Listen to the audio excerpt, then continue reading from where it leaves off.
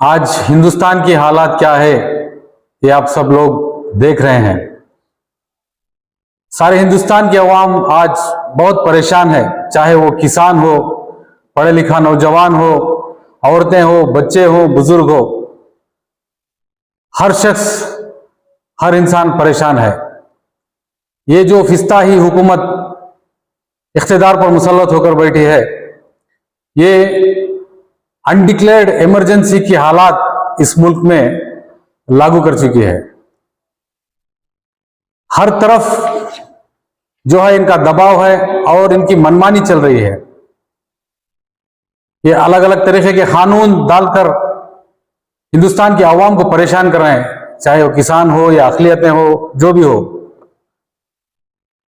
और हिंदुस्तान की जो दौलत है ये धीरे धीरे इनके जो कैपिटलिस्टिक फ्रेंड्स हैं, दोस्त हैं, जैसे अदानी, अंबानी, इनको बेच रहे हैं और हिंदुस्तान की सारी दौलत इनके तरफ जा रही है। तो ऐसे हालात में हिंदुस्तान खोखला हो रहा है, यहाँ की अवाम लाचार और बेबस हो रही है। तरक्की की कोई कुछ तरक्की का मामला नजर नहीं आ रहा है। यहाँ पर मजहबी इंतशार, नफरत फैल रही है। इसकी वजह से खुलेआम जो यहाँ पर जो है दंगे फसाद के माहौल हैं, अक़लियतों को धमकियां दी जा रही हैं, एक डर और खौफ का माहौल भी है। इतना सब कुछ होने के बावजूद जो अपोजिशन पार्टियां हैं, चाहे वो कांग्रेस हो, जेडीएस हो, जो भी मुख्तलिफ पार्टियां अलग अलग रियासतों में जो भी मुख्तलिफ पार्टियां हैं,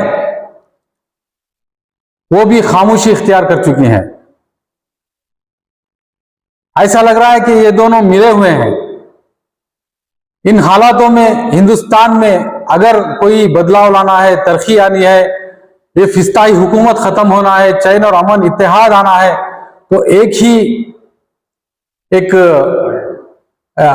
अल्टरनेटिव है, एक ही उम्मीद है, वो है social democratic party of India.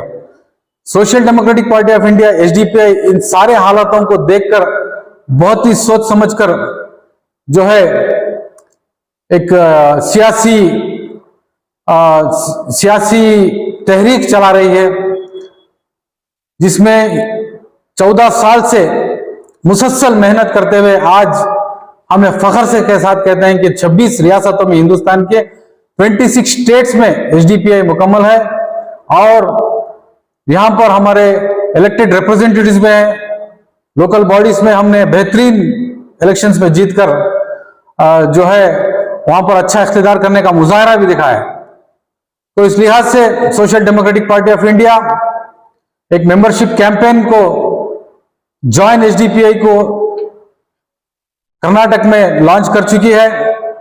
मैं हिंदुस्तान की आवाम से, खुसूसी तौर से मैसूर की आवाम से गुजारिश करता हूं कि आप लोग हिंदुस्तान के हालात देखकर अगर आपकी तरक्की और हिंदुस्तान की, हमारे प्यारे वतन की तरक्की और उरूजी चाहते हैं, तो social democratic party of India में जुड़कर यहां पर शमूलियत लेकर इस पार्टी को मजबूत करें। और आने वाले दिनों में जो फिस्ताई ताकत यहां पर है और जो गूंगे बहरे बुज़दिल अपोजिशन पार्टीज हैं, उन सबको हटाकर यहां पर एक अच्छे हालात को लाए। ये social democratic party of India SDPI कर सकती है। तो मैं आपसे फिर हाजिर गुजारिश करता हूं कि इस हमारे कैंपेन में आप जोरों शोर से हिस्सा ले, बढ़ चढ़ कर हिस्सा लेकर, ज्यादा से ज्यादा, कसीर से कसीर तादाद में आकर यहां पर मेंबरशिप लेकर इन हालातों को सुधारने में हमारा साथ दे।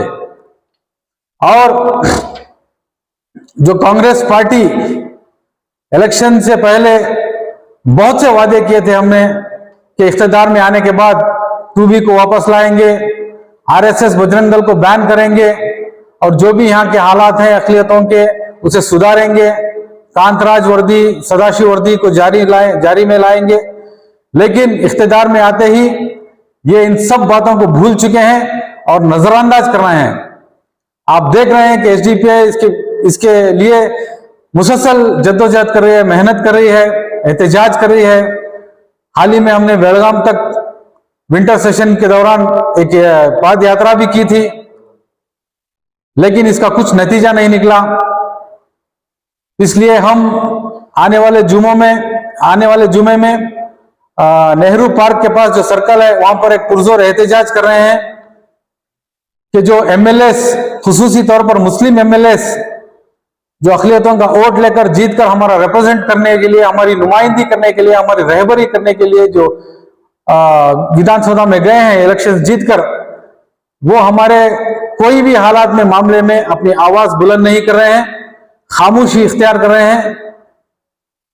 इसलिए हम इनके खिलाफ कि कहां है मुस्लिम एमएलएस, चाहे हमारा हिजाब हमारे सर से निकाला जाए, हमारे औरतों बच्चों की आबरू, इज्जत आबरू को छीना जाए, या हमारे जो 2B रिजर्वेशन जो हमारा हक है उसे छीना जाए, और बहुत से जो अक़लियतों के हक़ों को छीना गया, इसके खिलाफ, इसके वास्ते कोई किसी ने भी आवाज नहीं उठाई। इसलिए हम एक पुरजोर एहतजाज कर रहे हैं। मैं आप लोगों से, अवाम से, हमारे दीन से, उलमाए इकराम से, सबसे आजीजाना गुजारिश करता हूं कि जुमे के दिन आप कसीर से कसीर तादाद में बिलाल मस्जिद के पास, नेहरू पार्क के पास जो सर्कल है वहां पर 2 बजे आकर इस एहतजाज में शामिल होकर हमारे आवाज को बुलंद करें, हमारे हक के लिए हम जदोजहद करें।